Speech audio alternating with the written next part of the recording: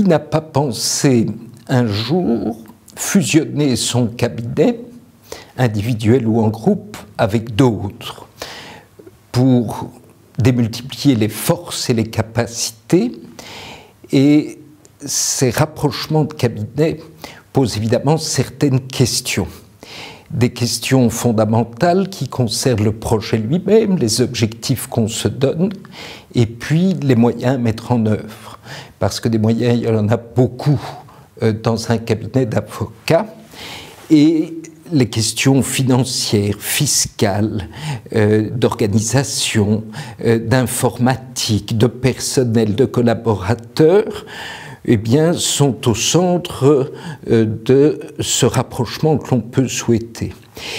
Et ces réflexions, elles se posent aussi à un autre moment de la carrière de l'avocat, c'est lorsque celui-ci décide d'arrêter et qu'il doit faire quelque chose de son cabinet. Ce serait dommage qu'un cabinet qui est une véritable entreprise disparaisse purement et simplement, alors qu'il y a un know-how, une fidélisation des clients et peut-être quelque chose à céder à des plus jeunes, des collaborateurs.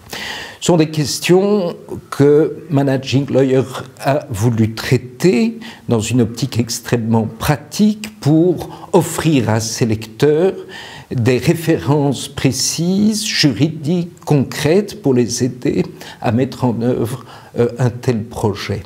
Dimension fiscale certainement, dimension de coûts qui peuvent faire l'objet de réduction, d'économie d'échelle, question sociale aussi s'il y a du personnel qui travaille dans l'un ou l'autre ou les deux cabinets qui se rapprochent, même question d'ailleurs lorsqu'on cesse une activité, et puis question de la valorisation. Valorisation du cabinet qui est cédé, valorisation du cabinet qui fusionne avec un autre, mais autant, je n'ai pas envie de dire de difficultés, mais de questions qui méritent une réflexion sur des bases autorisées.